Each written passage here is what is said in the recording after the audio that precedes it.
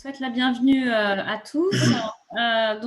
Aujourd'hui, je vais faire un cours, un petit peu de synthèse par rapport à ce qu'on a vu, puisque jusqu'à présent, on a bien étudié en fait la vente immobilière.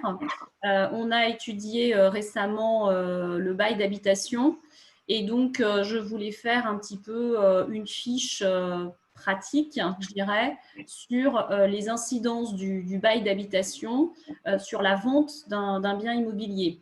Alors, la problématique est la suivante, c'est que le notaire, bien souvent, va être amené à rédiger une vente immobilière et il peut être amené à rédiger une vente immobilière portant sur un bien qui soit est actuellement loué par bail d'habitation, soit qu'il l'était jusqu'à présent. Voilà, donc la problématique, c'est de savoir comment est-ce que le notaire va devoir se comporter face à cette situation, quel conseil il va devoir donner à son client propriétaire, et également quelle vérification il va être amené à faire. Alors, quand je parle du bail d'habitation, bien évidemment, je parle du bail d'habitation qui porte sur des locaux vides. Je ne parle pas du bail d'habitation meublé, qu'on soit bien d'accord. Le bail d'habitation dont je parle, c'est celui qui est prévu par la loi du 6 juillet 89, dont on a déjà parlé. On a fait un cours là-dessus. Je vous renvoie par rapport à toutes les particularités sur ce bail. Je vous renvoie à ce qu'on a vu la semaine dernière. Je crois que c'était ça ou oui, c'est ça. Ce bail de la loi de 89, vous vous souvenez, qui a été profondément modifié par la loi Allure de 2014, qui l'a été encore récemment par la loi Elan de 2018, institue des dispositions d'ordre public, vous vous souvenez, et très protectrice du locataire, évidemment. Donc, la problématique, comme je vous le disais, comment est-ce que déjà le propriétaire bailleur, qui est effectivement face à cette situation d'avoir un bien immobilier loué, d'accord, donc soit loué, encore loué actuellement au moment où il souhaite mettre en vente, soit un bien pour lequel le locataire vient de partir. Et il souhaite le vendre, comment est-ce qu'il doit se comporter, quelles mesures il doit prendre. Parallèlement à ça, bien évidemment, le notaire qui est amené à rédiger l'acte de vente, quelles sont les vérifications qu'il va devoir faire pour mener à bien effectivement la rédaction de son acte de vente et pas commettre de faute. C'est le but d'un notaire, de ne pas avoir sa responsabilité d'engager, bien évidemment. Quelles sont bien évidemment les clauses que le notaire va devoir faire figurer dans son acte et quelles vont être les formalités évidemment postérieures. C'est toujours pareil, vous savez, le notaire, voilà, les conseils en amont vis-à-vis de son propriétaire, vis-à-vis de son client évidemment, toute la dimension conseil, également toute la dimension vérification préalable à faire pour mener à bien son dossier, comment il va se comporter sur la rédaction d'un acte, quelles sont les clauses qu'il va devoir faire figurer, et une fois la signature faite, est-ce qu'il y aura des choses à faire par rapport aux formalités postérieures. Alors, j'ai envisagé cette fiche sous 4 parties. La première partie, que je vais illustrer à chaque fois avec un petit cas pratique, un tout petit cas pratique. Donc, 4 parties. Première partie, très simple, que je vais intituler la vente du bien, donc la vente du bien immobilier, suite au congé délivré par le locataire. D'accord? Donc, première partie, vente du bien immobilier, suite au congé délivré par le locataire. Je vous expose ça sous forme de petits cas pratiques, c'est beaucoup plus parlant, je dirais. Vous avez un client, on va l'appeler Monsieur Pile. Monsieur Pile vient vous voir, il est propriétaire d'un appartement à Paris. Cet appartement est loué par bail d'habitation. donc évidemment le bail d'habitation de la loi du 6 juillet 89, à Madame Fass. Et le bail est signé depuis le 2 novembre 2017. D'accord ? Madame Fass vient de délivrer un congé à Monsieur Pile. Congé donc par lettre commandée avec accusé de réception, comme il se doit. Congé pour lui dire qu'elle souhaite partir. Parce que je vous rappelle que le locataire peut partir à tout moment. Hein, c'est une de ses prérogatives. Le locataire peut partir à tout moment. Et je vous rappelle que sur Paris, comme on est sur une zone tendue, le préavis, il est de 1 mois. Vous le savez tous. D'accord ? Donc, Madame Fass délivre à son propriétaire bailleur un congé pour lui indiquer qu'elle va partir et elle lui précise qu'elle quittera les lieux le 30 avril 2020. OK ?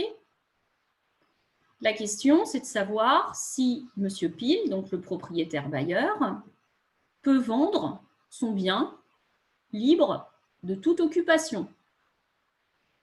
La question, elle est claire et je pense que la réponse, elle est claire pour vous aussi.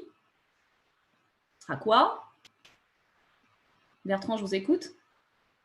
Oui, puisque le congé a été délivré en bonne et due forme à la fin du bail anniversaire, donc Oui, même à tout moment, parce que bon, là, le bail, il se termine le 2 novembre 2020, hein, je vous rappelle, il est de 3 ans, il se termine le 2 novembre 2020, mais bon, Madame Pile, comme elle est locataire, elle peut effectivement délivrer congé à tout moment pour partir, bien évidemment, à partir du moment où elle a respecté le formalisme, c'est-à-dire la lettre commandée, elle a respecté le délai d'1 mois, donc tout va bien. Ok, donc elle va partir, donc ça veut dire effectivement que Monsieur Pile, notre propriétaire bailleur, il pourra vendre le bien libre de toute occupation.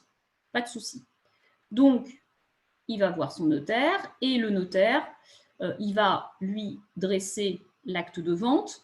Quelles sont les vérifications qu'il va devoir faire le notaire? Eh bien, à partir du moment où il a connaissance de ce bail et que, effectivement, le propriétaire ne lui a rien caché, lui a dit que le bien était loué, le notaire, il va simplement demander à son client propriétaire d'obtenir, il va simplement lui demander le congé que le locataire a adressé pour être sûr effectivement que c'est bien le locataire qui a souhaité partir de son propre chef et que ce n'est pas le propriétaire qui l'a mis dehors. Hein, voilà. Donc, en fait, le notaire va demander à son locataire le congé, c'est-à-dire le courrier que lui a adressé son locataire, et il lui demandera également l'état des lieux de sortie. Hein, ça, c'est mieux. État des lieux de sortie, contresigné par les deux parties, pour vérifier effectivement que la personne est réellement partie. D'accord? Donc ça, c'est les 2 pièces, effectivement, que le notaire va demander à son propriétaire bailleur. Donc, le congé du locataire, plus l'état des lieux de sortie, contresigné par les deux parties. OK? Une fois qu'il aura eu ça, il pourra effectivement rédiger son acte voilà, en ayant effectivement accompli tout ce qu'il devait accomplir. Et il n'y aura pas de clause particulière, puisque au jour où on signera la vente, le jour où le notaire signera la vente, le bien sera libre de toute occupation. Donc, pas de problème à ce niveau-là. Hein, ça, c'est la situation la plus claire. Mais il me semble quand même judicieux pour un notaire de réclamer quand même toutes les pièces et s'assurer que le locataire est bien parti de son propre chef. OK ? Ça, c'était le premier cas. Deuxième cas de figure, il va s'agir là de la vente du bien immobilier suite au congé délivré par le bailleur. Donc là, on change un petit peu les choses. C'est plus le locataire qui souhaite partir, hein, c'est plus le locataire qui souhaite partir, c'est le bailleur c'est le bailleur qui délivre le congé. D'accord? Donc, on est toujours avec notre client, Monsieur Pile. Là, le cas pratique illustratif, c'est le suivant. On a donc Monsieur Pile, toujours propriétaire bailleur d'un appartement, qui est loué par le même bail d'habitation à Madame Fass depuis le 2 novembre 2017. D'accord? Donc, je suis toujours dans la même problématique. Monsieur Pile souhaite vendre son bien libre de toute occupation. Donc là, la locataire, elle est dans les lieux, elle ne veut pas partir, elle, hein, mais lui, en revanche, il souhaite vendre son bien et il souhaite le vendre libre de toute occupation, parce que c'est toujours mieux de le vendre vide. On trouve un peu plus de clients intéressés et financièrement parlant, c'est toujours mieux de vendre un bien libre. Est-ce que c'est possible? À quel moment est-ce que ce sera possible? À quel moment est-ce que le bailleur pourra délivrer son congé? Sachant qu'on a un bail qui a été signé le 2 novembre 2017. À quel moment est-ce qu'il pourra délivrer son congé, ce bailleur? Vous savez ou pas? Il pourra le délivrer 6 mois avant la fin du bail. Avant la fin du bail. Exactement, 6 mois avant la fin du bail.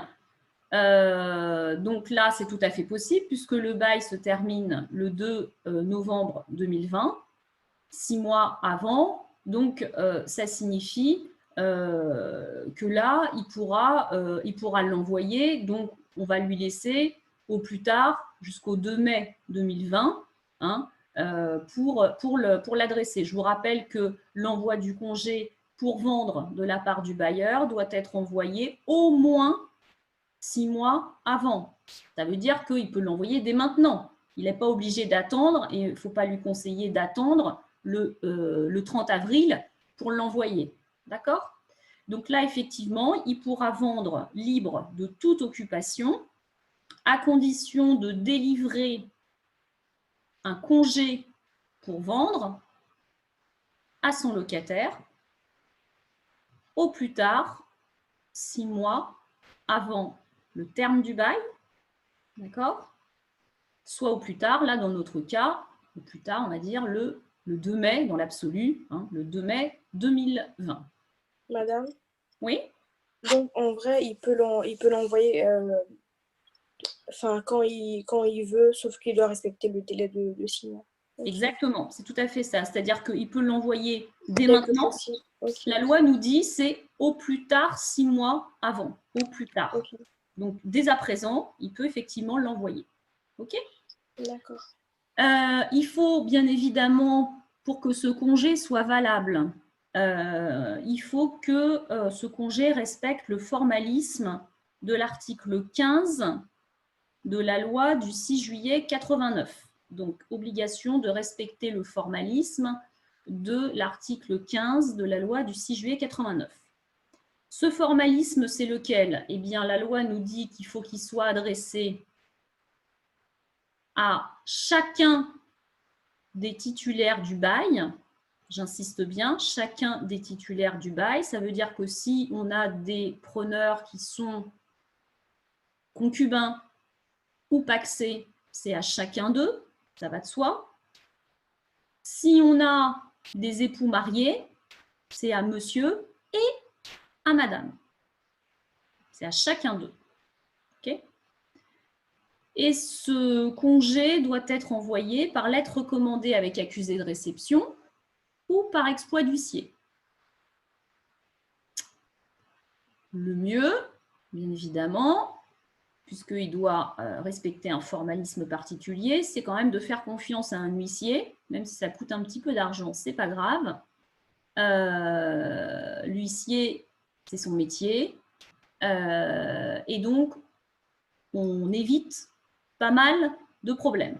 Parce que je vous rappelle que si le congé est mal délivré, il est nul. Et donc, on est obligé de tout refaire. Donc, c'est embêtant. Donc, le formalisme, lettre recommandée AR ou exploit d'huissier à chacun des titulaires du bail. Au niveau du contenu du congé, le congé doit contenir le motif.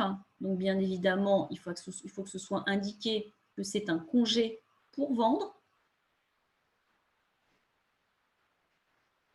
Il faut également indiquer le prix, c'est-à-dire le prix du bien tel qu'il est envisagé par le propriétaire. Les modalités de paiement du prix. Est-ce que le prix va être payé comptant, c'est-à-dire le jour de la signature de l'acte, ou est-ce qu'il y a une possibilité qu'il soit payé à terme, c'est-à-dire une partie comptant et une partie un petit peu plus tard. Voilà, donc on précise ça. Et évidemment, on va préciser dans le congé, on va donner une description du bien, c'est mieux, hein, qu'on sache exactement ce qu'on vend. Et on va rappeler le texte de l'article 15 de la loi du 6 juillet 89. Ça, ce sont les précisions qu'il doit y avoir sur le congé de façon à ce qu'il ne soit pas entaché de nullité. Et en plus, rajoutez ça, parce que ça, c'est une nouveauté depuis la loi Elan de 2018. La loi Elan de 2018 nous dit que ce congé doit également être accompagné d'une notice d'information relative aux obligations du bailleur. Donc, depuis la loi de 2018, le congé doit être accompagné d'une notice d'information relative aux obligations du bailleur.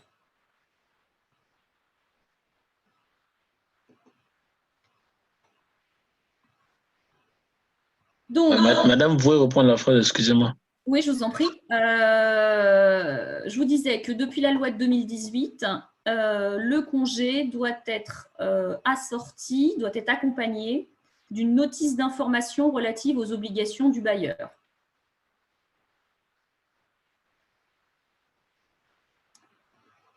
Ce congé, juridiquement, ce congé vaut offre de vente. Ça, c'est très important. Le congé vaut offre de vente. C'est-à-dire qu'en délivrant le congé pour vendre, le bailleur propose à son locataire de l'acheter. Hein, ça veut dire quoi? Ça veut dire que le locataire va avoir un droit de préemption. Okay? C'est-à-dire qu'il va pouvoir acheter le bien. Le locataire en place pourra acheter le bien en priorité.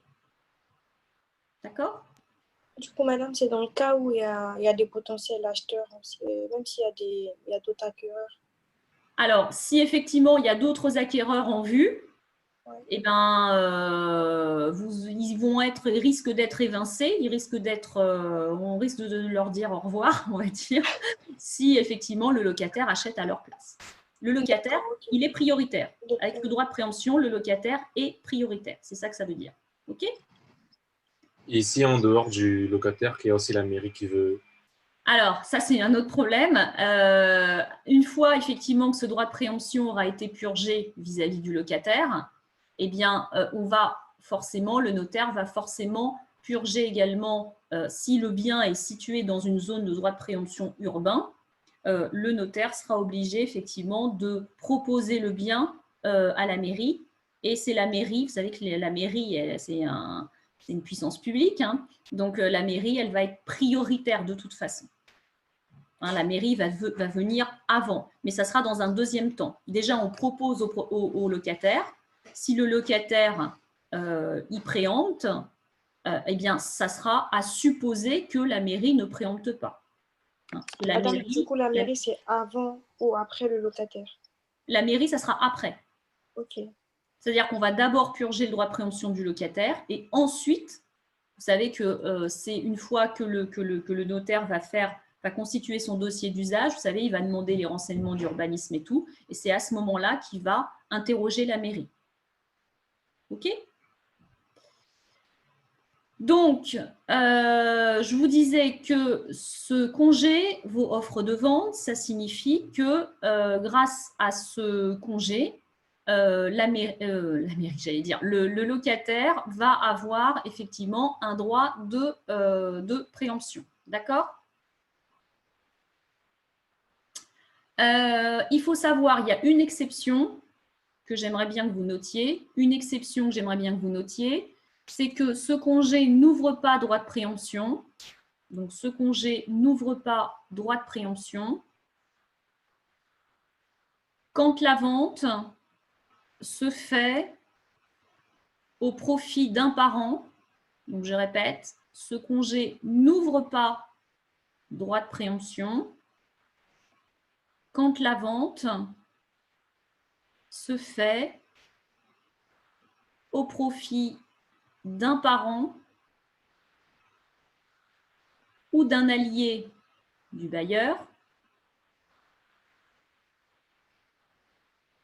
jusqu'au 3e degré inclus. Je reprends, ce congé n'ouvre pas droit de préemption quand la vente du bien se fait au profit d'un parent ou d'un allié du bailleur jusqu'au 3e degré inclus. Ça signifie quoi? Ça signifie que si le bailleur il souhaite vendre à son fils ou à sa sœur, donc parent ou allié jusqu'au 3e degré inclus, et bien là, dans ce cas-là, il envoie un congé à son locataire, quand même pour l'avertir qu'à la fin du bail, il faudra qu'il parte. Mais en revanche, le locataire n'aura pas, dans ce cas-là, de droit de préemption. Ça veut dire qu'il ne pourra pas acheter le bien à la place de quiconque. D'accord? C'est clair pour tout le monde ou pas? Donc ça, c'est l'exception en fait à la règle. C'est quand la vente se fait entre membres de la famille, on va dire. OK? À part ça, le congé ouvre le droit de préemption du locataire. Alors, une fois que le locataire il a reçu son congé pour vendre, on lui propose évidemment la vente, d'acheter le bien à un prix déterminé. Le locataire, il a 2 mois pour donner sa réponse. Le locataire a 2 mois pour donner sa réponse. Il a le droit de garder le silence, c'est-à-dire il a le droit de ne pas répondre pendant les 2 mois. Il a le droit de se dire, moi ça ne m'intéresse pas, mais je ne réponds pas. Voilà. Je ne vais pas faire de courrier, je ne vais pas répondre à mon bailleur. On considère que son silence pendant les 2 mois vaut renonciation tacite. C'est-à-dire que s'il n'a pas répondu au bout de 2 mois, on peut considérer qu'il a renoncé à son droit de préemption et donc il n'est pas intéressé pour acheter. OK? Ça, c'est le premier cas. Deuxième cas, il peut, parce que c'est quand même mieux, c'est plus correct, je pense, il peut répondre. C'est-à-dire il peut se donner la peine de faire un courrier. Il fait un courrier à son bailleur en lui disant écoutez, je vous remercie, j'ai bien pris note de votre congé, mais je ne souhaite pas acheter. Ça ne m'intéresse pas. Donc là, ça sera ce qu'on appelle un refus express. Et ce refus express doit être adressé, évidemment, pour bien marquer la date, par lettre recommandée AR au bailleur, dans les 2 mois. Donc là, on a soit un silence, soit un refus. Le locataire ne souhaite pas acheter. Ça signifie donc là que le propriétaire bailleur, il pourra vendre à n'importe qui d'autre. Il pourra mettre en vente son bien, il pourra le publier sur Internet, il pourra le faire vendre par une agence immobilière, il pourra faire ce qu'il souhaite, il peut vendre libre. Ça signifie aussi que le locataire, il n'est pas obligé de partir tout de suite, évidemment. Le locataire, il pourra bien évidemment rester dans les lieux jusqu'à la fin du bail. D'accord? Donc le locataire n'est pas obligé de partir tout de suite. Le locataire pourra rester dans les lieux jusqu'à la fin du bail. Troisième possibilité, donc troisième possibilité pour le locataire, il peut aussi accepter. Il peut accepter l'offre de vente qui lui est faite, c'est-à-dire qu'il peut accepter d'acheter le bien. S'il accepte d'acheter le bien, il devra faire connaître sa décision par lettre recommandée à R auprès de son propriétaire bailleur. Si c'est le cas, s'il souhaite acheter, il est tenu, la loi nous dit, de signer l'acte authentique de vente dans les 2 mois qui suivent sa décision. Donc, s'il est d'accord pour acheter, il devra signer l'acte authentique de vente dans les 2 mois qui suivent sa décision ou dans les 4 mois si il fait un emprunt. Donc, s'il fait un emprunt, on lui laisse un temps supplémentaire. Pardon, mais c'est aménageable ou pas? Est-ce qu'ils peuvent convenir contractuellement d'allonger un peu ce délai? Oui, amiablement, tout est possible, bien sûr, s'ils se mettent d'accord. Après, quand on nous dit dans les 2 mois, dans les 4 mois, vous savez que après, ça dépend des délais aussi de l'étude. Voilà, hein, c'est comme tout. Mais voilà, ce qu'on veut vous dire là-dessus, c'est que, bien évidemment, s'il a donné sa réponse à partir du moment où il a accepté d'acheter, il faut bien évidemment qu'il y ait une démarche de fait auprès d'un notaire pour déposer le dossier et tout. Après, ça dépend des délais administratifs. Vous savez très bien, vous avez déjà travaillé dans une étude, donc vous savez très bien comment ça se passe. Le notaire, il est quand même dépendant de tous les délais administratifs, des mairies, du cadastre, des géomètres, etc. etc. hein. Mais voilà, ce qu'on veut dire, c'est qu'il faut quand même qu'il y ait une action des parties, aussi bien du locataire. Si le locataire, il a dit ok, je suis d'accord pour acheter, et qu'après on n'entend plus parler de lui, forcément ça va pas être possible, quoi. Ça veut dire qu'il y a un moment où il sera déchu de son droit, quoi. D'accord? Le propriétaire ne peut pas lui dire vous n'avez pas obtenu votre crédit en 4 mois, je change d'acquéreur. Non, après, après c'est comme tous les acquéreurs, il faut qu'il démontre sa bonne foi, il faut qu'il prouve qu'il a fait ses démarches auprès de la banque, etc. etc. Hein, d'accord? Merci. Donc, on va reprendre maintenant la position du notaire. Si le notaire, si vous avez un locataire qui a refusé d'acheter, soit parce qu'il a gardé le silence, soit parce qu'il a envoyé à son propriétaire bailleur un courrier qui lui disait « je ne suis pas intéressé », je vous avais dit qu'effectivement, le client, votre propriétaire bailleur, votre propriétaire, il peut vendre à n'importe qui d'autre, vous savez. Le notaire, qu'est-ce qu'il va devoir faire? Eh bien, le notaire, il va lui dire « ok, très bien, vous avez délivré congé, votre locataire vous a répondu ou ne vous a pas répondu, mais on a attendu le délai de 2 mois, vous pouvez vendre à n'importe qui d'autre. Très bien. Moi, pour passer la vente, je vais avoir besoin de certains documents. Je vais vous demander la copie du congé que vous avez délivré à votre locataire. Donc, je vais vous demander la copie du congé. Je vais également vous demander la preuve de la réception de ce congé par le locataire. D'accord? Donc, copie du congé pour vendre, premièrement. Deuxièmement, preuve de la réception du congé par le locataire. Et évidemment, la réponse du locataire. Alors, soit la réponse expresse du locataire, soit on va calculer effectivement que le délai de 2 mois a bien été purgé et bien expiré, parce qu'il a pu garder le silence. Mais on va attendre, on va regarder tout ça. Donc, le notaire va vérifier effectivement que tout ça a bien été fait dans les formes. Et puis, le notaire va devoir également vérifier les conditions de la vente. D'accord? Le notaire va devoir vérifier les conditions de la vente, c'est-à-dire qu'il va devoir vérifier le prix qui était indiqué dans le congé. Pourquoi est-ce qu'il va devoir vérifier le prix indiqué dans le congé? Parce qu'il y a un principe, je vous rappelle, la loi nous dit que le propriétaire ne peut pas vendre à une tierce personne à des conditions financières plus avantageuses que celles qui figuraient dans le congé.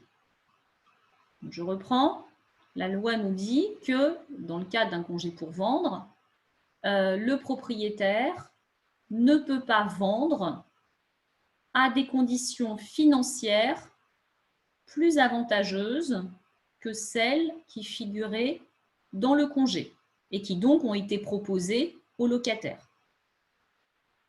Exemple, si par exemple le propriétaire a proposé dans son congé pour vendre un prix de 200 000 €, le locataire a refusé de préempter à 200 000 € et j'ai mon propriétaire qui présente son bien à 220 000 € sur Internet ou en agence, et malheureusement, au fur et à mesure des négociations, il est obligé de tellement baisser son prix que finalement, il le vend à 195 000 €. Comme il l'a vendu à un prix inférieur à celui proposé dans le congé, eh bien, dans ce cas-là, la loi nous dit qu'on doit repurger un nouveau droit de préemption auprès du locataire. Donc, si jamais, effectivement, le notaire s'aperçoit que la vente a lieu à des conditions financières plus avantageuses que celles qui étaient proposées dans le congé, le notaire sera tenu de purger un nouveau droit de préemption auprès du locataire en place, parce qu'il n'a peut-être pas été intéressé pour acheter à 200 000 €. En revanche, si le bien est vendu, alors 195 000, 5 000 €, c'est pas grand-chose, mais enfin peut-être 190 000. S'il a été vendu à 190 000, ça va peut-être l'intéresser à 10 000 € de différence. D'accord ? Bon. Cette purge de droit de préemption, cette nouvelle purge de droit de préemption devra impérativement être faite par le notaire. Le notaire qui ne la ferait pas engagerait sa responsabilité, bien évidemment. Donc, cette nouvelle purge du droit de préemption devra se faire par le notaire avant même de rédiger la vente, hein, c'est un préalable. Et cette purge se fera auprès du locataire. Alors, vous allez me dire à quelle adresse, où est-ce qu'on l'a fait? Parce que peut-être que le locataire, alors peut-être qu'il est encore dans les lieux, ce qui m'étonnerait, parce que 6 mois, ça passe vite. Mais il peut évidemment, bien souvent, il a déménagé le locataire. Alors, à quelle adresse, où est-ce qu'on va le retrouver, le locataire? Eh bien, soit il a donné sa nouvelle adresse, le locataire, donc, auquel cas, ce n'est pas très compliqué. Vous envoyez l'exploit d'huissier ou vous envoyez la lettre recommandée AR à l'adresse qui vous a été transmise. Et si ce n'est pas le cas, s'il est parti sans laisser d'adresse, comme ça arrive des fois malheureusement, eh bien la loi nous dit que la purge devra être faite à la dernière adresse connue. Dernière adresse connue. Voilà. Si on n'arrive pas à retrouver le locataire, tant pis, mais au moins, il faut faire la démarche. Et c'est impératif de faire la démarche dans ce cas-là. Si le locataire a été retrouvé, et si on a pu lui remettre ce nouveau congé, pas ce nouveau congé, ce nouveau droit de préemption, on va dire, eh bien, le locataire a 1 mois pour répondre là. Il a plus 2 mois, mais 1 mois. Donc, dans le cadre d'une nouvelle purge de droit de préemption, le délai qui lui est laissé pour réfléchir, pour répondre, c'est 1 mois. Toujours pareil, s'il ne répond pas au bout de 1 mois, son silence vaut renonciation tacite. Si maintenant, alors il peut aussi renoncer expressément hein, par un courrier, ça se fait aussi. Il peut aussi accepter, parce que finalement, il n'avait pas accepté la première fois parce que le prix était peut-être trop élevé, mais là, finalement, il se dit, ben, avec la baisse du prix, finalement, ça m'intéresse. Donc, finalement, je vais acheter. Et donc, il accepte. Donc là, ben là, c'est pas que vous êtes mal, mais vous allez devoir annoncer à l'acquéreur, à la personne qui s'apprêtait à acheter, ben, que finalement, c'est pas avec lui que la vente va se faire. Parce qu'évidemment, si le locataire il utilise son droit de préemption, l'effet, c'est que l'acquéreur potentiel est purement et simplement évincé. On lui dit au revoir. Okay ? Et donc, la vente se fera avec le locataire. Toujours pareil, 2 mois pour passer l'acte, 4 mois si effectivement il sollicite un emprunt. D'accord ? Alors, donc ça, effectivement, ça c'est toutes les vérifications que le notaire va devoir accomplir et toutes les formalités qu'il devra faire dans le cadre de ce congé pour vendre qui aura été délivré par le propriétaire bailleur. Maintenant, au sein de l'acte, au niveau des clauses que le notaire devra faire figurer dans son acte, dans ce cadre-là. Vous avez effectivement, vous vendez un bien libre de toute occupation parce que vous avez pris la peine d'envoyer un congé pour vendre. Donc, il faut relater, bien évidemment, que ce congé pour vendre a été délivré en bonne et due forme. Donc, dans l'acte de vente, vous allez faire figurer une clause qu'on a vue hier déjà, que je vous avais donnée dans les modèles de clause, il me semble. Une clause qu'on appelle droit de préemption du locataire en place. Hein?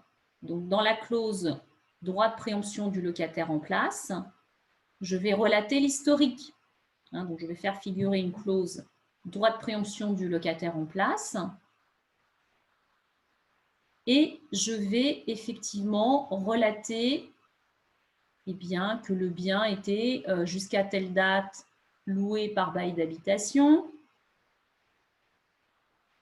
que le bailleur a adressé un congé pour vendre à son locataire à telle date, que le locataire a gardé le silence pendant 2 mois ou a renoncé expressément à utiliser son droit de préemption. Donc, vous relatez la clause. Hein. Je ne vais pas vous la relire. Je vous l'ai donnée hier, hein, il me semble, pour alimenter votre closier. Et vous prenez la peine, surtout, d'annexer à cet acte le congé. Donc, le congé pour vendre que vous avez pris la peine de délivrer dans les délais. Vous allez également annexer l'avis de réception par le locataire. Et vous allez également annexer la réponse du locataire.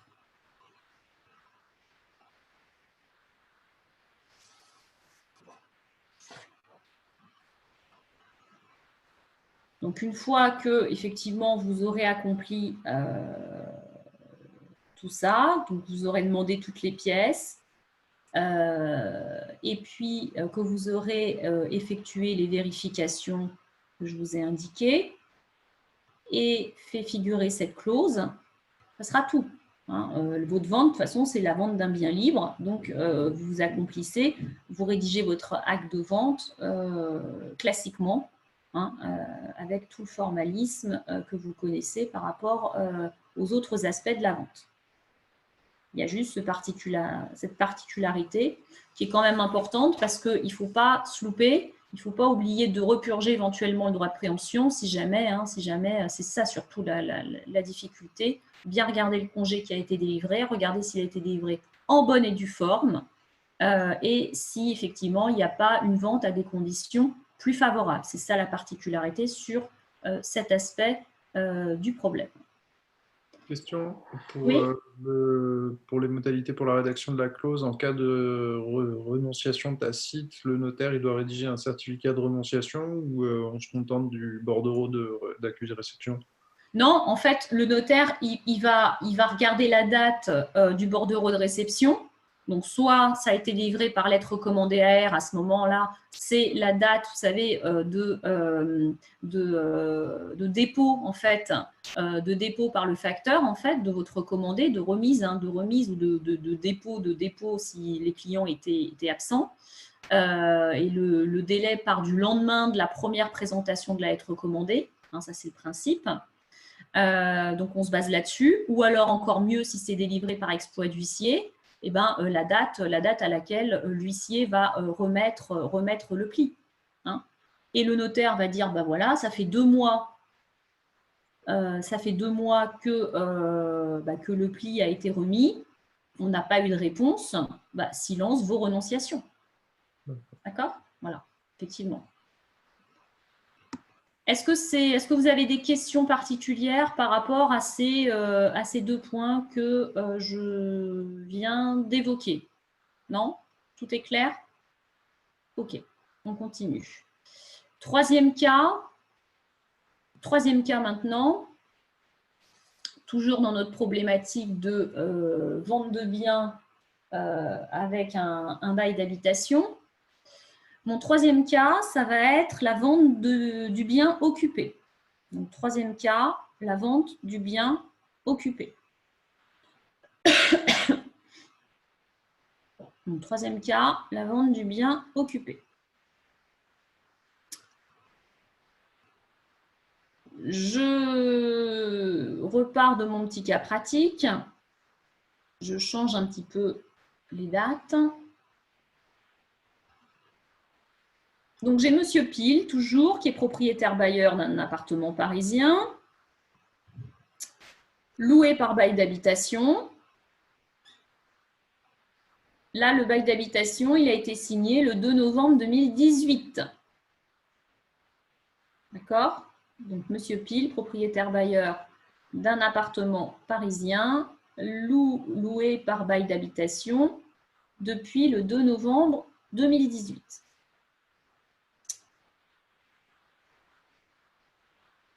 Notre client, Monsieur Pile, veut vendre cet appartement tout de suite. Il veut le vendre tout de suite parce qu'il a besoin de trésorerie. Ça arrive, hein, des choses qui arrivent. Comment est-ce qu'il vendra le bien? Est-ce qu'il pourra vendre le bien? Première question. Et auquel cas, si oui, sous quelle forme va-t-il pouvoir vendre le bien? Qui a une réponse à cette question?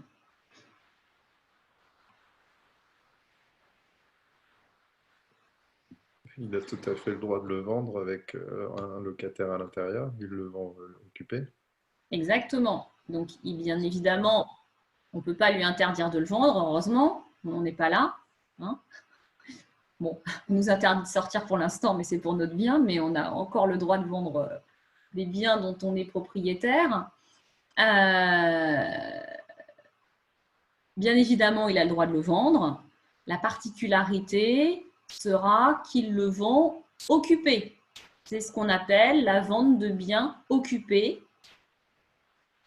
Ça signifie quoi? Ça signifie que là, il n'y aura aucun congé à délivrer par le bailleur au locataire. D'accord? Donc, le bailleur n'aura aucun congé à délivrer à son locataire. Puisque je vous rappelle que le bailleur ne peut délivrer congé pour vendre un bien ou pour reprendre un bien que 6 mois avant le terme du bail. Hein, ça, c'est la loi de 89 qui nous le dit. Le bailleur ne peut pas interrompre le bail quand bon lui semble. Le bailleur ne peut mettre un terme au bail que à l'échéance du bail, à la fin du bail. D'accord ? Et là, l'échéance du bail, ce n'est pas pour tout de suite. Je vous rappelle, signature du bail 2 novembre 2018, ça signifie que là, l'échéance du bail, ça sera 2 novembre 2021. D'accord ? Donc, là, il ne va pas pouvoir délivrer de congé. Il va vendre, en fait, ça sera donc une vente d'un bien immobilier avec transfert du bail.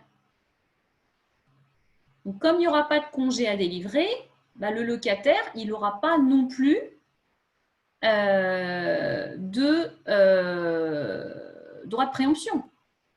On est d'accord ? Pas de congé pour vendre, donc le locataire n'a pas de droit de préemption. Ça veut dire que là, le locataire, en place, il n'a pas la possibilité d'acheter le bien. On ne lui donne pas la possibilité d'acheter le bien. Alors après, à l'amiable, oui, bien sûr. Vous allez me dire, oui, mais le locataire, s'il veut acheter le bien, il peut toujours. Il peut, effectivement, si le propriétaire et le locataire, si le bailleur et le locataire entretiennent de bonnes relations, bah, bien évidemment, quelqu'un de bon sens, un propriétaire qui a un petit peu de jugeote, il va dire effectivement à son locataire, bah, voilà, je vais vendre le bien parce que j'en ai besoin, j'ai besoin d'argent. Est-ce que vous souhaitez l'acheter, par exemple? Voilà, donc à l'amiable, c'est possible. Mais de par la loi, il n'a pas de droit de préemption. OK ? Donc, on va effectivement faire une vente. Donc là, bah, mon propriétaire, il va vendre un bien loué. Ça veut dire qu'il va mettre en vente son bien avec le locataire à l'intérieur. Donc là, forcément, en général, de façon pratique, et ça, les agents immobiliers pourront vous le confirmer, on vend généralement un bien un peu moins cher. Pourquoi ? Bah parce que le bien ne pourra pas être occupé par l'acquéreur. Il ne pourra pas l'occuper physiquement. Donc, en fait, on réduit, si vous voulez, on réduit la cible de clientèle. Donc, forcément, on vend toujours moins cher. Mais on peut vendre. Déjà, c'est bien. Donc, dans ce cas-là, le notaire qui est confronté à ce type de situation, donc je vous rappelle, vente d'un bien occupé, le notaire confronté à ce type de situation, il va devoir demander la copie du bail, ainsi que les annexes, c'est-à-dire les annexes. En annexe du bail, on a notamment les diagnostics. Donc, le notaire demandera au propriétaire de lui fournir la copie du bail avec les annexes. Il va également demander au propriétaire de lui fournir la copie de l'état des lieux d'entrée. Copie de l'état des lieux d'entrée. Pourquoi ? Bah parce qu'au final, ça sera l'acquéreur qui devra faire l'état des lieux de sortie à la fin du bail. Donc, copie du bail plus les annexes, copie de l'état des lieux d'entrée. Également, si jamais il y a eu un cautionnement, si jamais il y a eu un cautionnement personne physique, c'est-à-dire si jamais le locataire a apporté, a présenté plutôt une personne physique qui s'est portée caution pour le paiement de ses loyers, ce qui peut arriver assez fréquemment, eh bien, on devra transmettre la copie de l'acte de cautionnement également. Donc, le notaire va réclamer la copie de l'acte de cautionnement, puisque je vous rappelle que le cautionnement est également transféré. Donc, le cautionnement, comme c'est un accessoire du bail, comme ça va avec le bail, eh bien, ce cautionnement est transféré. Et il y aura également le transfert du dépôt de garantie du vendeur à l'acquéreur. C'est-à-dire que le vendeur devra remettre à l'acquéreur le dépôt de garantie, puisque ce dépôt de garantie devra être restitué en fin de bail au locataire Et bien évidemment, là, c'est l'acquéreur qui devra effectivement remettre ce dépôt de garantie.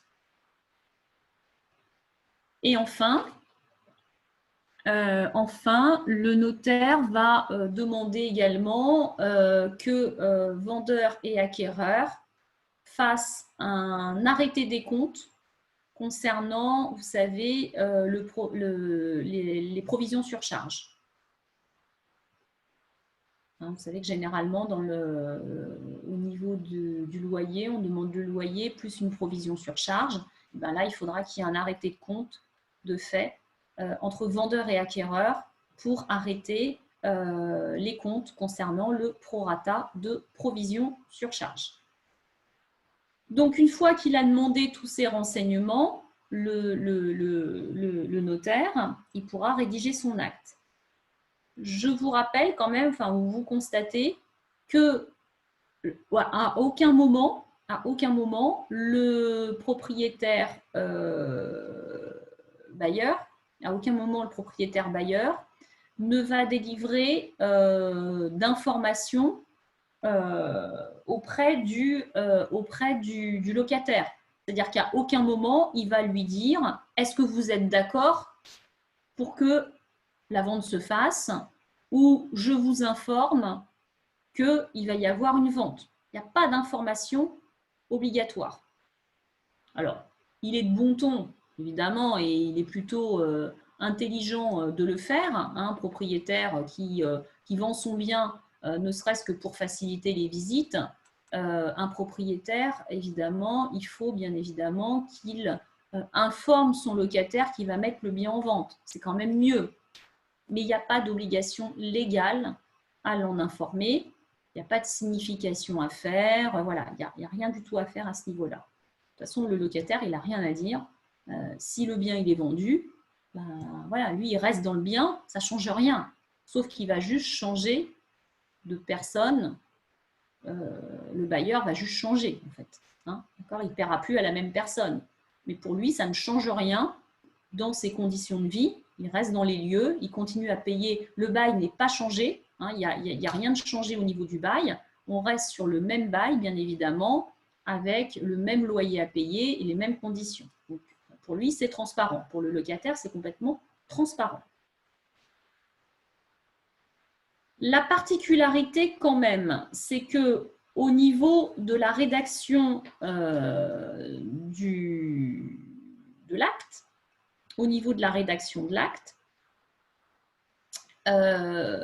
il va y avoir une clause qui va être un petit peu différente des clauses habituelles.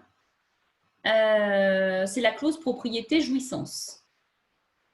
Donc, la clause propriété-jouissance, bien évidemment, quand vous vendez un bien loué, c'est-à-dire avec le locataire à l'intérieur, bien évidemment, vous allez faire figurer dans votre clause propriété-jouissance que l'acquéreur, au niveau de la propriété, ça ne change rien. L'acquéreur est propriétaire à compter de ce jour, forcément, hein, puisqu'on est propriétaire à partir du moment où on signe l'acte authentique. En revanche, il n'en aura pas la jouissance, l'acquéreur n'en aura pas la jouissance, c'est-à-dire il ne rentrera pas en possession du bien par la remise des clés, donc par la prise de possession réelle, donc par la remise des clés. En revanche, il entrera en possession du bien par la perception des loyers. Donc au niveau de la clause, comme je vous l'ai indiqué, je crois, hier déjà dans le clausier, cette entrée en jouissance se fera par la perception des loyers. Ça, c'est la particularité. Donc, clause propriété-jouissance à modifier. Et également, ce qu'on va également rédiger un petit peu différemment, c'est la clause situation locative. Vous savez que dans les actes, vous avez une clause qui s'appelle la situation locative. Quand on vend un bien vide, on met que le bien est actuellement libre de toute occupation, le bien n'étant actuellement pas loué, étant généralement occupé par le propriétaire, par le propriétaire vendeur. Là, en fait, dans la clause situation locative, on va mettre que le bien est actuellement loué. Hein, donc, le bien est actuellement loué et on va préciser le bien est actuellement loué par telle personne ou alors le bien est actuellement loué en vertu d'un bail d'habitation établi par acte authentique ou établi par acte sous seing privé et on va dater, on va mettre la date du bail. Hein, donc effectivement, au niveau de la clause situation locative, on fera figurer effectivement la présence de ce locataire. La particularité quand même, et là j'insiste, et il faut être vraiment vigilant par rapport à tout ça, c'est que le notaire, il va devoir informer son acquéreur des limites qu'il aura par rapport à sa capacité à disposer du bien une fois qu'il aura été propriétaire. Je m'explique. Une fois que l'acquéreur deviendra propriétaire du bien, vous avez bien compris, il va être propriétaire d'un bien qui est loué. D'accord? Donc, ce qu'il va faire, il va percevoir les loyers. Ça va être un investisseur, en fait. Hein, il va se comporter comme un investisseur. Il ne pourra pas occuper le bien dans l'immédiat et il ne pourra pas l'occuper dans l'immédiat. Hein, donc, il va se comporter comme un investisseur. Simplement, il arrivera peut-être à un moment où l'acquéreur voudra peut-être soit reprendre le bien pour y habiter personnellement, ou il voudra peut-être reprendre le bien pour y loger un membre de sa famille, ou alors, autre cas, il voudra peut-être reprendre le bien pour le vendre. OK ? Alors là, justement, on a, si j'avais fait mon cours avant 2014, ça aurait été beaucoup plus simple, parce que avant 2014, avant l'entrée en vigueur de la loi Allure, qui a beaucoup transformé toute cette législation sur le bail d'habitation, avant la loi de 2014, qu'est-ce qui se passait? C'était très simple. Un acquéreur se comportait comme un bailleur classique. Il pouvait délivrer congé au terme du bail sans aucun problème. Congé pour reprise ou congé pour vendre, sans aucun souci. La loi de 2014, elle a un petit peu complexifié tout ça. Elle a institué 2 règles différentes. Et ces règles, il faut absolument que les notaires les fassent connaître aux acquéreurs, hein, parce que ça me semble être vraiment indispensable. Le notaire va informer l'acquéreur des limites, hein, donc apportées à sa capacité à disposer du bien une fois qu'il aura été propriétaire. Premier cas, si jamais mon acquéreur, une fois qu'il sera devenu propriétaire, souhaite vendre le bien. On imagine, il souhaite revendre le bien libre, sans le locataire à l'intérieur.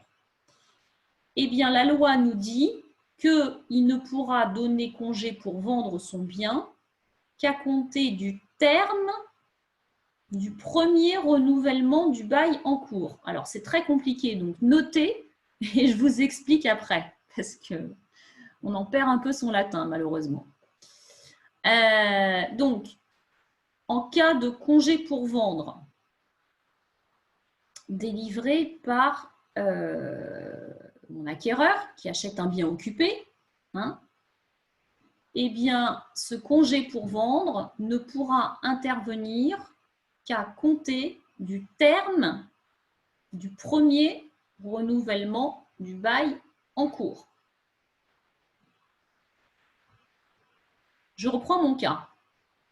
Dans mon cas, on a dit que le bail, il était du 2 novembre 2018. On est d'accord? 2 novembre 2018, ça veut dire que le terme du bail, c'est 2 novembre 2021. On est OK?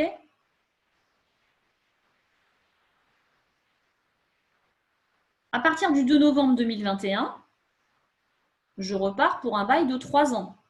Donc, je suis dans le cadre d'un bail renouvelé. Ça veut dire que là, le terme du premier renouvellement du bail en cours, eh bien, il va falloir attendre le 2 novembre 2024 pour que mon acquéreur puisse vendre le bien, puisque ça sera le terme du premier renouvellement du bail en cours.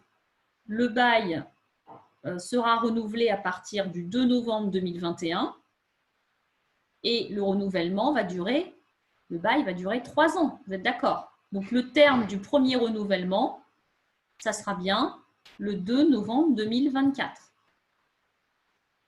Donc, ça signifie que dans mon cas, si la vente se fait aujourd'hui, enfin aujourd'hui, au mois de juin par exemple, juin 2020, je vends le bien. Monsieur Pile vient me voir, il vend son bien. Il vend son bien à un monsieur X qui achète le bien occupé. Eh bien, il faudra que j'informe monsieur X que s'il souhaite revendre le bien, il ne pourra pas le revendre le 2 novembre 2021, comme on pourrait le croire, hein, okay, terme du bail. Il faudra qu'il attende le premier renouvellement, c'est-à-dire la fin du bail renouvelé.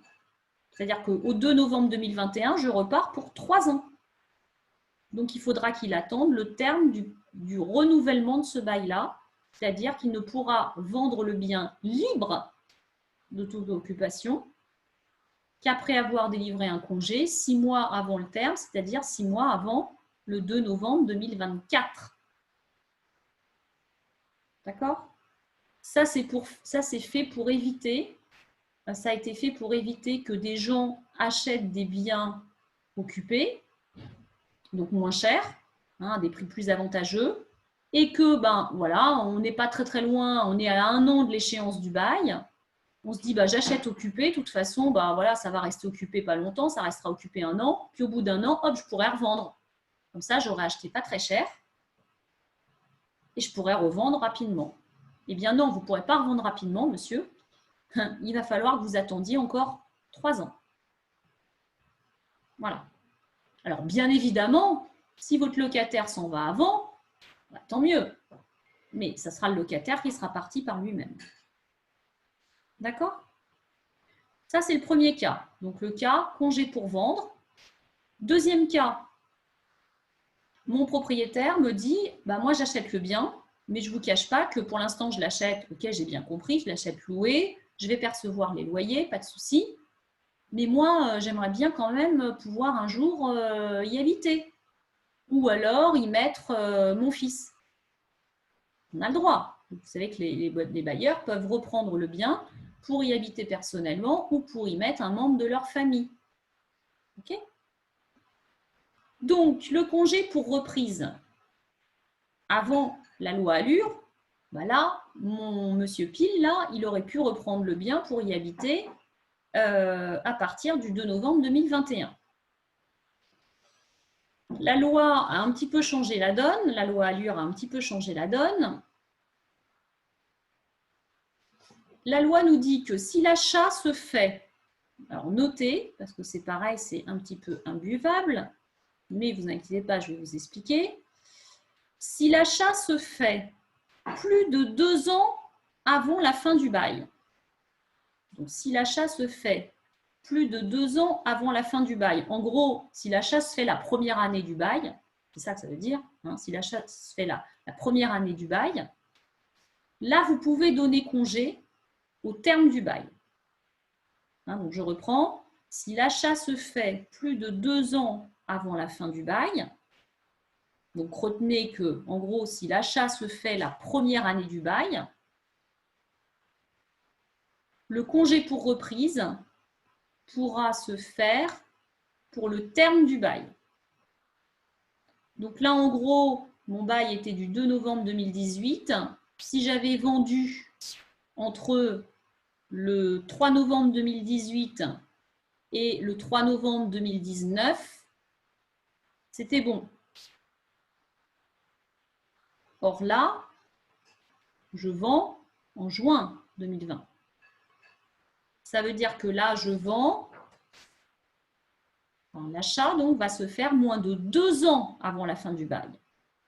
Hein, donc, la loi nous dit que si l'achat se fait moins de 2 ans avant la fin du bail, donc si l'achat se fait moins de 2 ans avant la fin du bail, le congé pour reprise ne pourra avoir lieu que 2 ans après la fin du bail. Je répète, si l'achat se fait moins de 2 ans avant la fin du bail, le congé pour reprise ne pourra avoir lieu que 2 ans après la fin du bail. Dans mon cas, qu'est-ce que j'ai dans mon cas? Mon achat se fait, mon bail se termine le 2 novembre 2021, mon achat se fait en juin 2020. Donc moins de 2 ans avant la fin du bail, vous êtes OK. Donc là, l'acquéreur ne pourra délivrer un congé pour reprendre que pour le 2 novembre 2023. D'accord?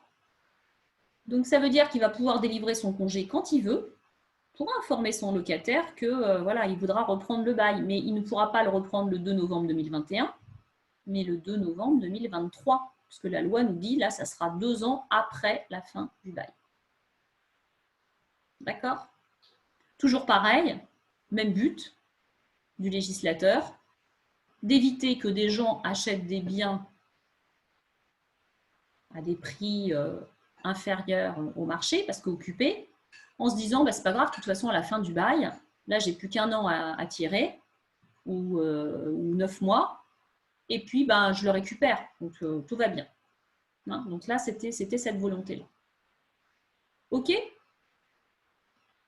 Est-ce que c'est compris? C'est complexe, je sais, mais malheureusement, ce n'est pas moi qui fais les lois.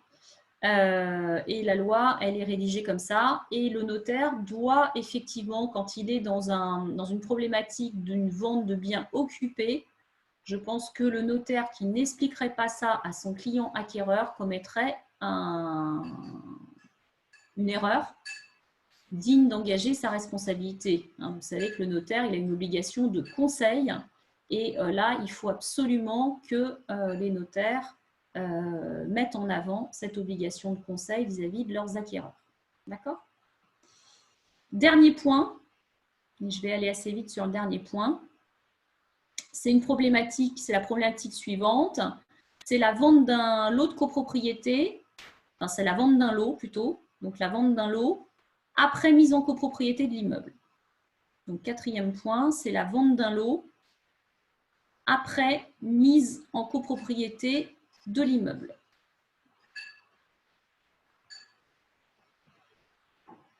Donc, vente d'un lot après mise en copropriété de l'immeuble. Alors là, la problématique, je vous redonne un petit cas. On a toujours notre monsieur Pile qui est propriétaire d'un appartement dans un immeuble qui a été mis en copropriété en 2019. Donc la mise en copropriété, elle est très récente. Donc monsieur Pile, propriétaire d'un appartement dans un immeuble mis en copropriété en 2019. Il souhaite vendre l'appartement loué par bail d'habitation, toujours pareil, depuis le 2 novembre 2018.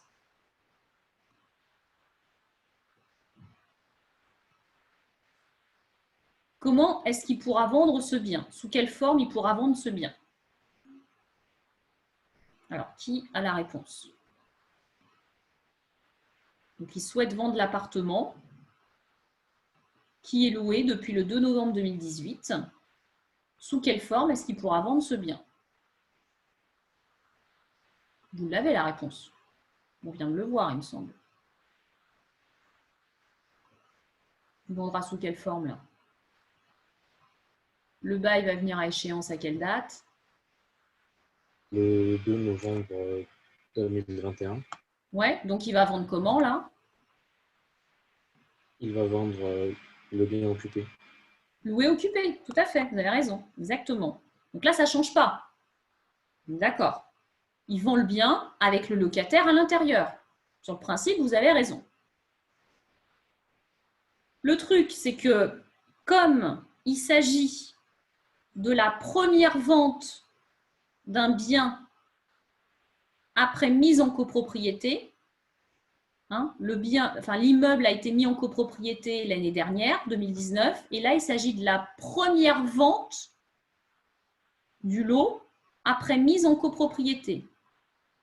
Dans ce cas-là, on a une loi du 31 décembre 1975, hein, donc la loi du 31 décembre 1975, et notamment l'article 10, hein, c'est l'article 10 de la loi du 31 décembre 1975, qui dit que dans ce cas-là, quand il s'agit de la première vente d'un bien après mise en copropriété de l'immeuble, eh bien, le bailleur doit purger le droit de préemption du locataire. OK? Donc, dans ce cas-là, et dans ce cas-là précisément, alors faites attention parce que ça, c'est le cas piège, hein, que vous pouvez avoir dans un petit sujet. Hein, vous avez une vente classique, voilà, tout va bien, et hop, on vous met un petit locataire, vous vous dites, bah ouais, bah, je vais vendre loué. Et vous ne voyez pas qu'il faut purger le droit de préemption du locataire.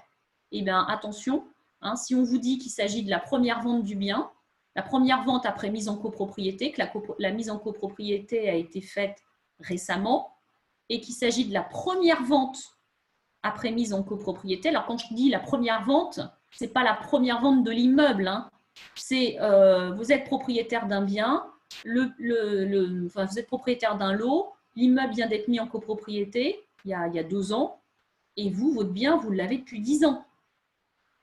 D'accord? Et là, vous vendez, vous revendez.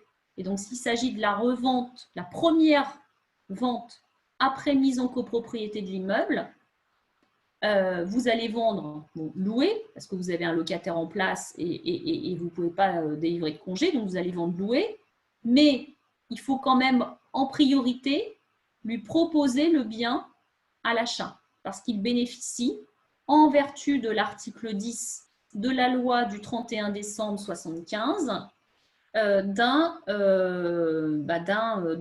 droit de préemption. OK ? Donc, il ne faut pas oublier de bien purger ce droit de préemption et ne pas l'oublier, bien évidemment. D'accord ? Là, dans ce cas-là, toujours pareil, si mon locataire il souhaite acheter, la vente se fera à son profit, bien évidemment. Hein, donc, si mon locataire souhaite acheter, c'est le locataire en place qui va acheter. S'il ne souhaite pas acheter, là, je vais vendre à quiconque d'autre, à une tierce personne, mais je vendrai occupé. D'accord ? Donc, la loi nous dit, hein, je vous lis le texte de l'article 10 de cette loi du 31 décembre 1975. La loi nous dit que ce texte fait obligation préalablement à la conclusion de toute vente aux vendeurs qui souhaiteraient vendre occupé de faire connaître aux locataires par lettre recommandée AR l'indication du prix et des conditions de la vente projetée. Ça veut dire que le bailleur est tenu d'envoyer à son locataire un congé. Enfin, pas un congé, mais une offre de vente en fait. Il est tenu de purger son droit de préemption. D'accord ? Et la loi nous dit également qu'il s'agit de la première vente consécutive à la division de l'immeuble ou d'une partie de l'immeuble. Donc, ça veut dire que première vente consécutive à la mise en copropriété. Il doit bien évidemment s'agir de lot à usage d'habitation. Donc, l'eau à usage d'habitation, professionnel ou mixte. D'accord? Le titulaire du droit de préemption sera le locataire en place.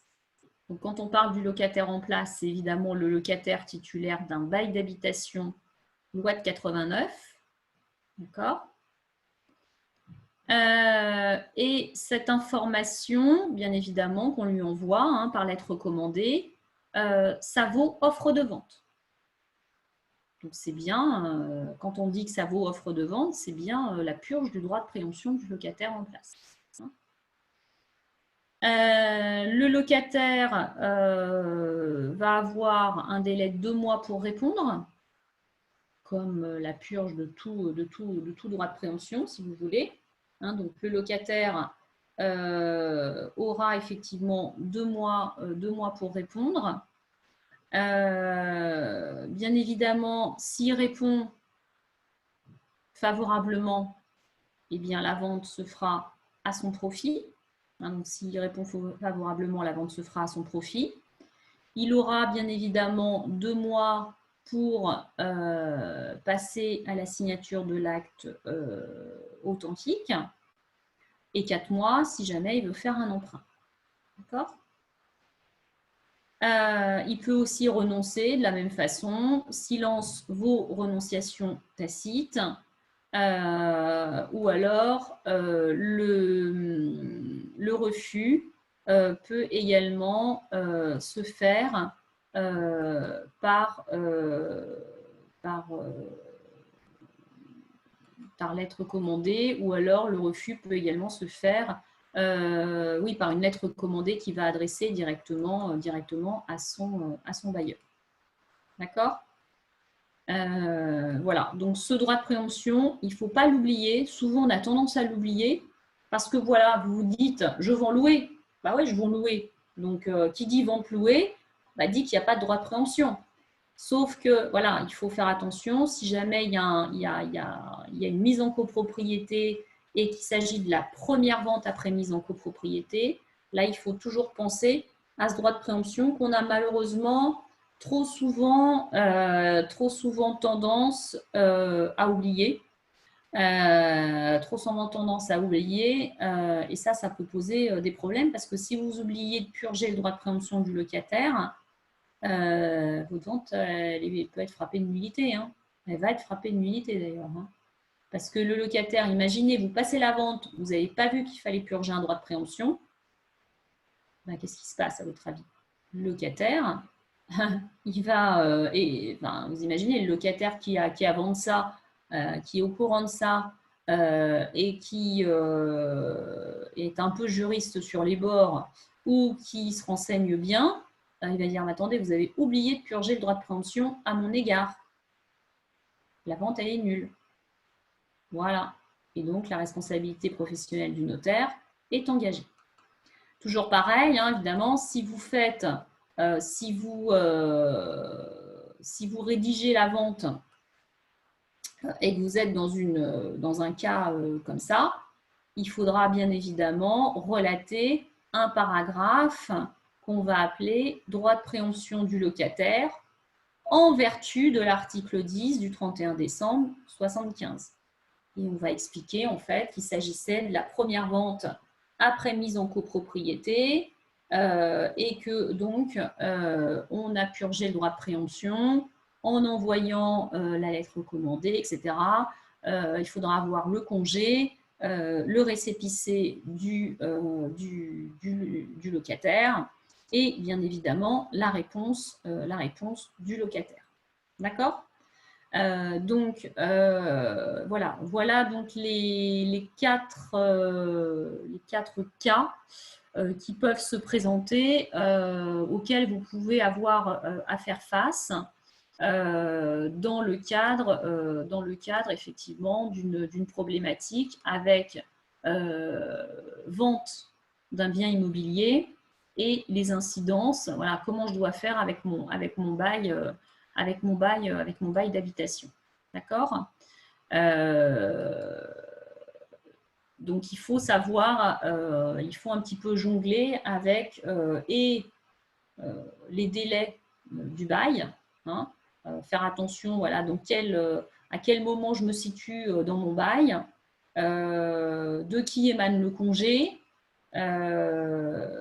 et aussi quelle est l'optique. Est-ce que je veux vendre? Est-ce que mon propriétaire veut vendre libre ou est-ce qu'il veut vendre occupé? En général, ils ne veulent pas forcément vendre occupé. Le but, c'est de vendre libre, mais le problème, c'est qu'ils n'ont pas forcément le choix, malheureusement. D'accord? C'est clair pour tout le monde?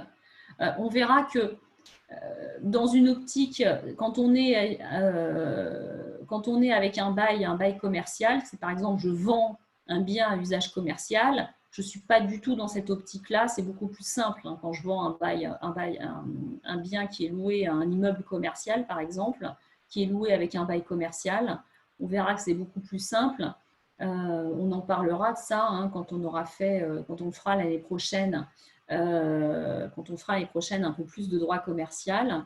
On verra que quand on vend un bien qui est loué par bail commercial, on doit systématiquement purger le droit de préemption du locataire. Le locataire a toujours le droit d'acheter à la place de quiconque. Hein. Donc, quand on vend un bien à usage commercial, c'est beaucoup plus simple, je dirais. C'est plus simple. Oui, c'est plus simple parce que là, on doit forcément toujours purger le droit de préemption du locataire en place. Hein, d'accord ? Donc voilà. Est-ce que vous avez des questions particulières par rapport à tout ce que j'ai dit aujourd'hui, enfin, là dans le cours, hein, ou pas? Est-ce que c'est clair pour tout le monde?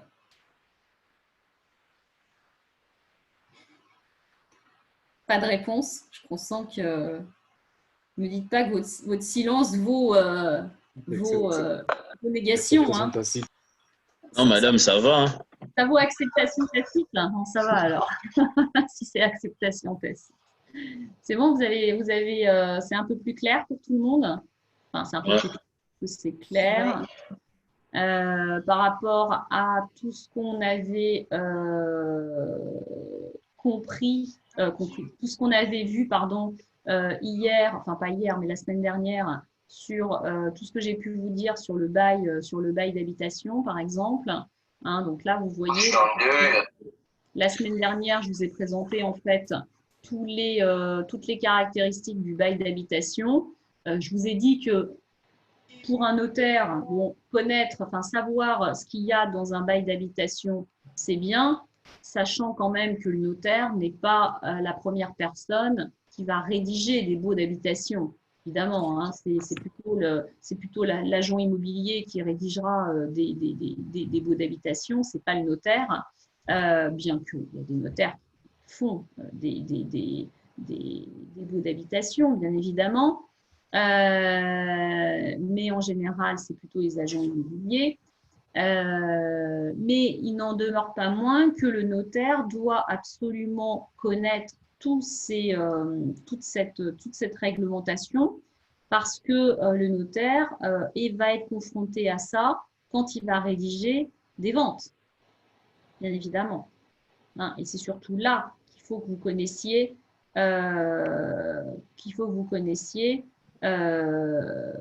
précisément ce qui concerne le bail d'habitation.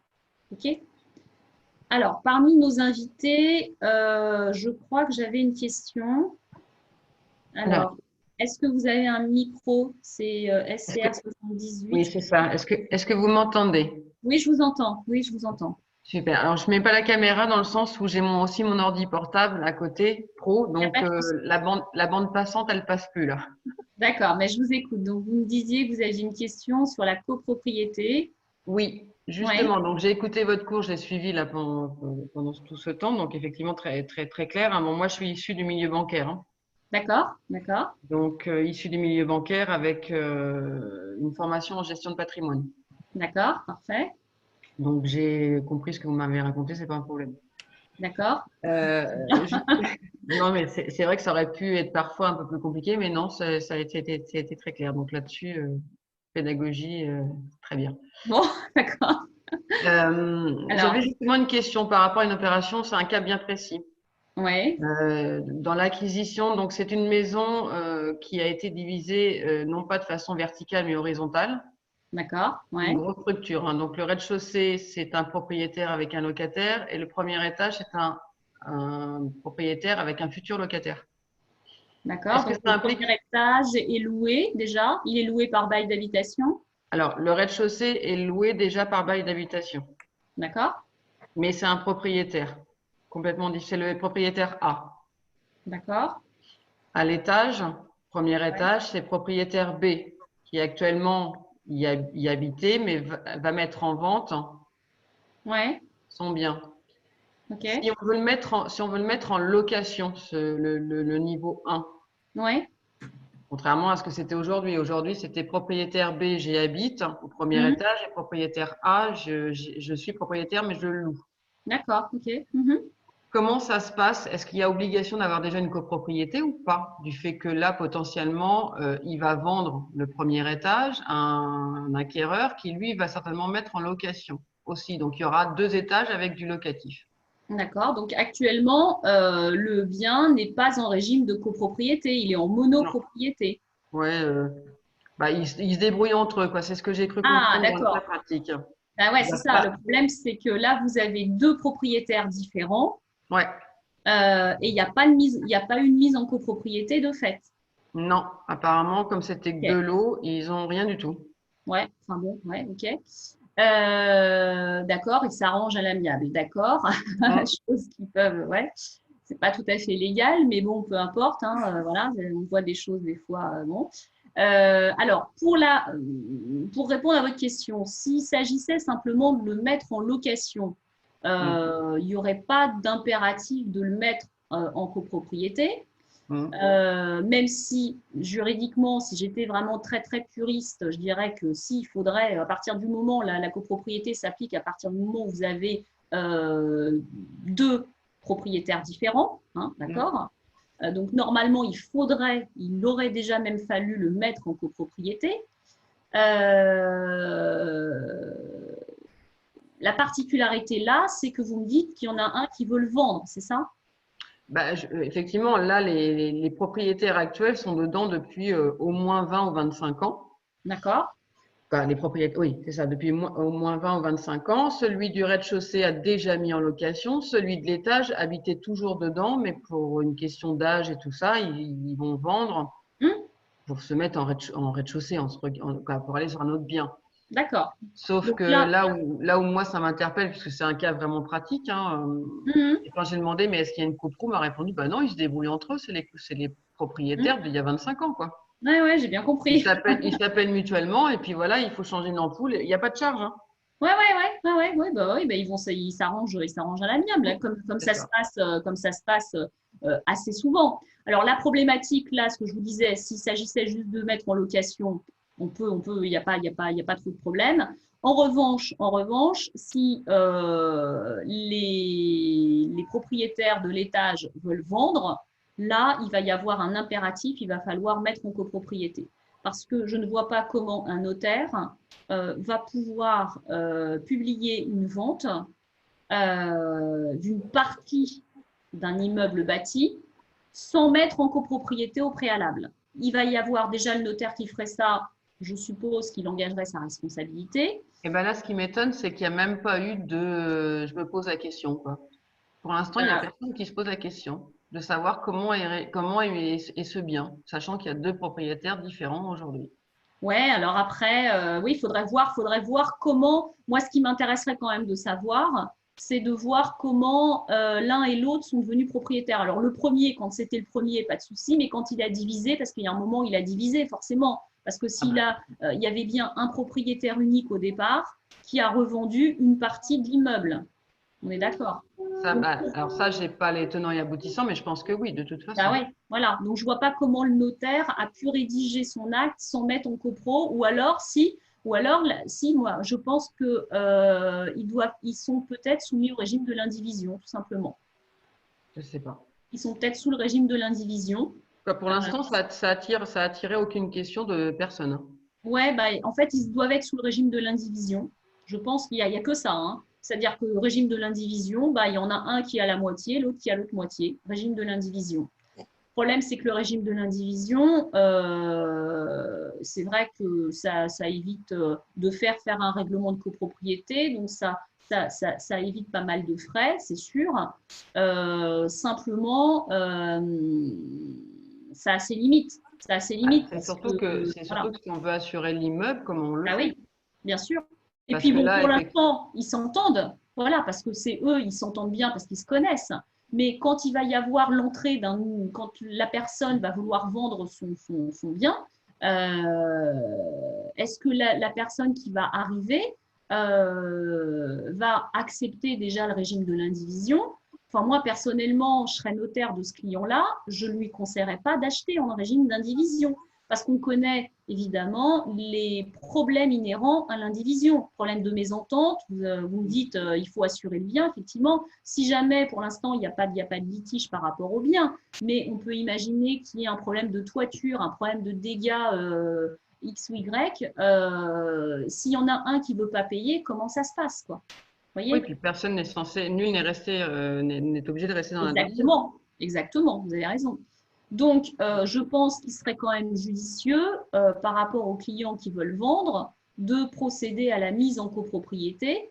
Bon, ça implique pas grand-chose, hein. C'est une petite copropriété, il n'y a que 2 lots. Donc, il faut faire appel à un géomètre. Le géomètre, il va vous faire un état descriptif de division avec des plans. Voilà, il va remettre le dossier, il va déterminer partie commune, partie privative. Il va remettre ce dossier au notaire et le notaire va entériner ça. Il va publier un règlement de copropriété. Après, il n'y a pas d'obligation d'avoir un syndic professionnel. Hein, s'ils s'entendent bien, on peut rester sur un syndic bénévole. Oui, donc ça se trouve peut-être que ça a déjà été fait, ça, cette division, ce partage et tout ça entre les parties communes et les parties. Il faudrait voir. Ouais, il faudrait voir. Mais je pense qu'aujourd'hui, tel que vous me décrivez, juridiquement, ils sont soumis au régime de l'indivision, donc ça leur va bien. Mais encore une fois, attention, parce que ça leur va bien pour l'instant, parce qu'ils se connaissent et ils s'entendent bien. Maintenant, le jour où il va y avoir une tierce personne qui va arriver, ça peut poser des problèmes. Voilà. Ok. Non, mais c'est bien. C'est à peu près ce que. Il y avait quelque chose qui me gênait et ça me gêne toujours, mais bon, c'est. Ouais, il faut voir, en général, vous savez, sur ces problèmes-là, bon, là, je vous réponds mais en général, on aime bien se baser sur des écrits, sur des titres. Donc, il faut leur demander leur titre, tout simplement. Pour être bien sûr, vous leur demandez leur titre de propriété à l'un et à l'autre. Et là, vous allez voir effectivement sous quel régime ils sont régis. Par quel régime ils sont régis. Hein? Super, merci à vous. Je vous en prie. Je vous en prie. Merci. Est-ce que vous aviez d'autres questions par rapport au cours ou tout est clair pour tout le monde? Je pense. Corinne, je te laisse la main. Merci beaucoup. Merci. Je vois que c'est pas simple. Il y a des cas des pratiques un peu plus complexes que d'autres. Donc, je vous remercie, je te remercie beaucoup, Anne, pour ce cours. Je voulais voir avec nos invités, est-ce que vous aviez des questions en particulier?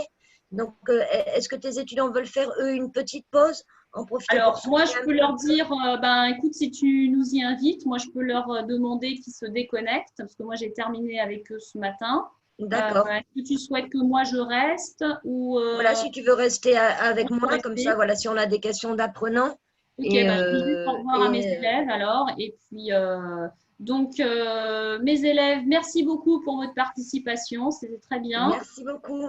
Et je vous dis on se revoit quand? Vendredi? Vendredi. Ouais, vendredi. Donc, je vous souhaite une bonne journée et à vendredi. Merci, bonne fin de journée. Au revoir. Merci, madame. Au revoir. Au revoir. Au revoir. Au revoir.